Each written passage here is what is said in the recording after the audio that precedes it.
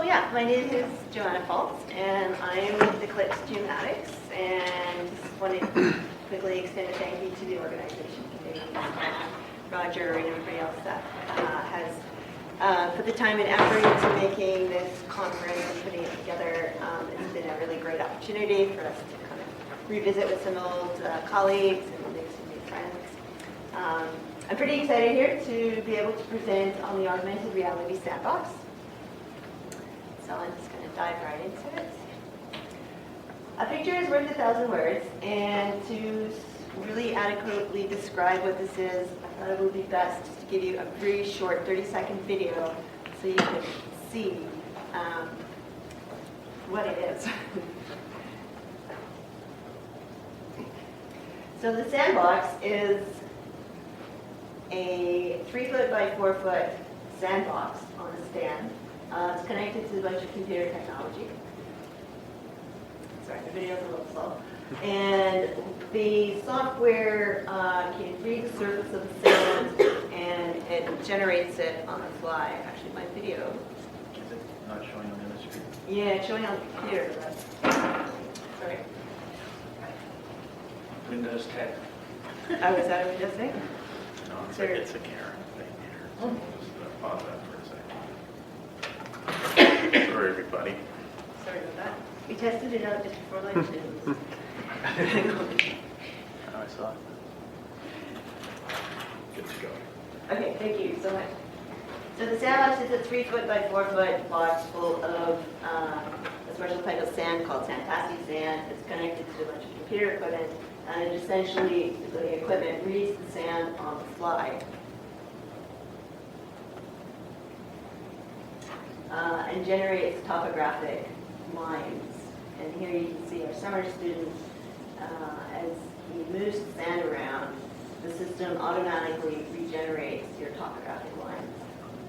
And we have a shading ramp applied to the different elevations, and you can also set the water level, so where your base water level would start to percolate up from the ground. And it also has a few different features. What you're seeing here is the water simulation feature. And so if you put your hand out over the sandbox, it sees that as a big rain cloud, and it would automatically generate that precipitation. And again, you can see as he's moving the sand around, it automatically regenerates the topographic lines on the fly. The water is actually a hydrologic model, so you can set the rate of precipitation, evaporation, several different parameters. So you could do some potential modeling around it. So it's so much easier to explain what the sandbox is if you can just see it.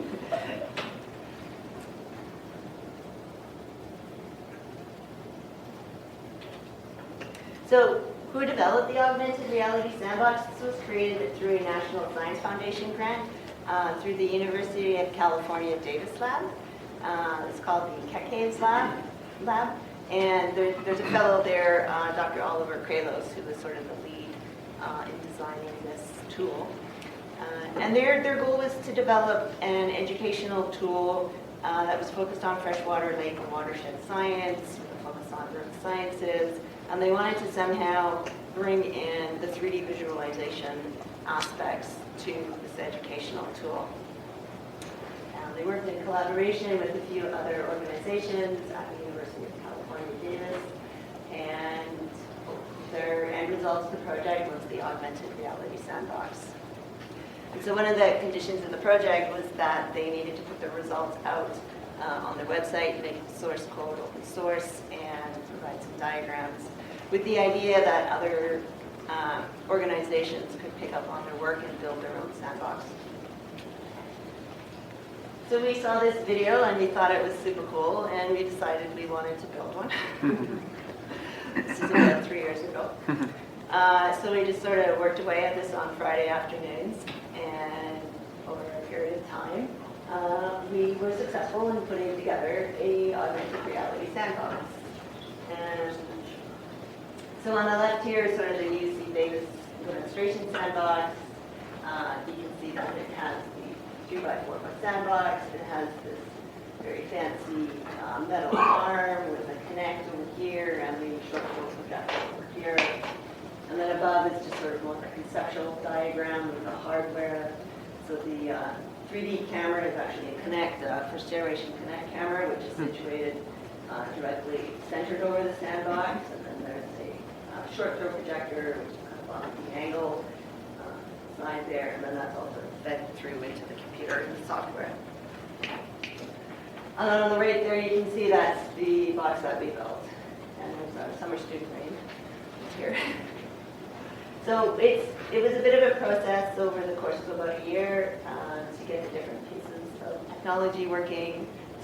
We were fortunate enough that one of our technicians was very handy with wood, so he just built a sandbox for us. And his design is still holding up today, so that has turned out to be a really good design.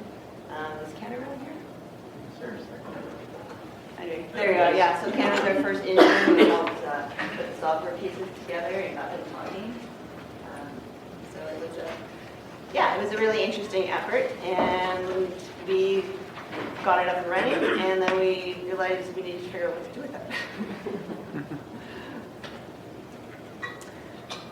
So why would we want to build one of these? Well, it's a really fun, interactive way to teach earth sciences for kids. And I have a real passion for earth sciences, and I think everybody should know more about the world that they live in. And this is just a really, really interesting way to sort of feed that passion into the whole educational system and get that message out to our kids.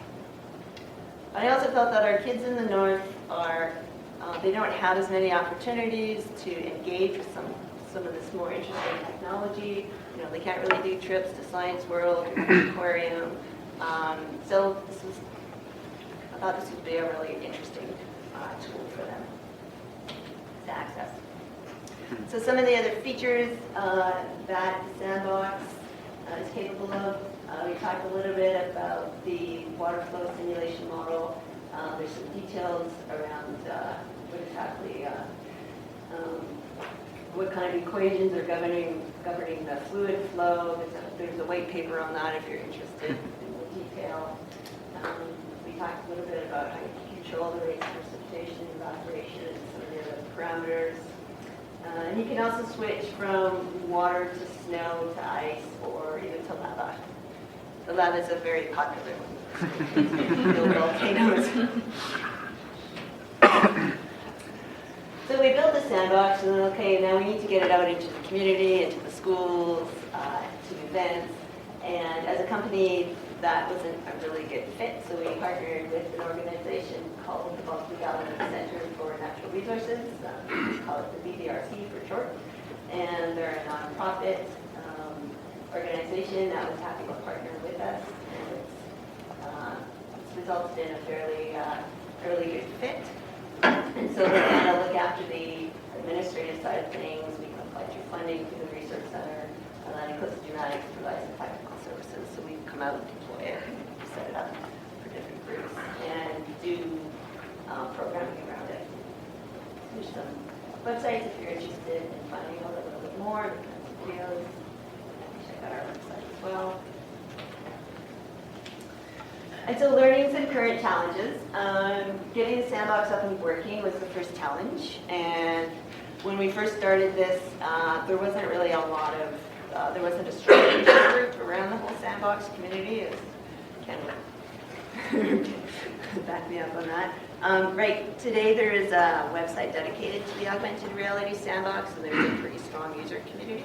So if you run into problems, there's a lot of help available today. So that was one challenge. But our other challenges are more about deploying the sandbox. So we did build the sandbox to be mobile, but it's not like super mobile. You can't move it every day.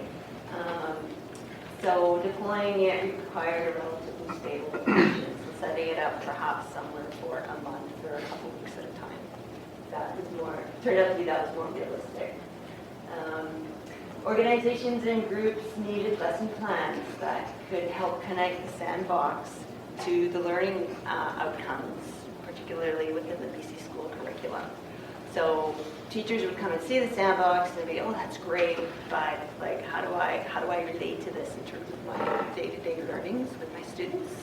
So we needed to make those connections for them. And that's something that we have under development right now. We have 2 summer students, and one of them is looking at the curriculum and different lesson plans and resources out there and trying to connect the sandbox activities with some of the existing resources out there. And there's a lot of really good resources out there that we're learning about. The other piece is that it's really helpful to have a facilitator to guide the kids through the lessons and activities. So, you know, teachers aren't always equipped to come up with a lesson plan on the fly. So having a facilitator, so for example, our summer students to sort of man the sandbox and engage students and walk them through some kind of exercise is really, really valuable. And of course, we're always trying to secure some longer-term funding. So the sandbox is actually set up right now and in the UNC library on the first floor. It's just kind of around the corner of where the large floor map is. So I encourage you to stop by and try it out.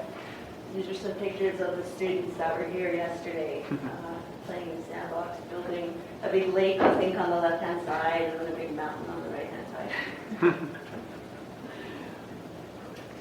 So there's a few other features that we could, I won't go into too much depth, but there's other functionalities to the sandbox that we haven't really explored yet. So one of them is integrating a digital elevation model. You can feed it an elevation model and the software will help guide you in terms of how to shape the sand to reflect the elevation model. Then you could technically alter that model and feed that at the end back into your GIS system. And I think there's a lot of linkages that you can connect with to a GIS system, but we just haven't had the time and resources to really explore that. So that's the augmented reality sandbox, and I encourage you to go and dig in the sand.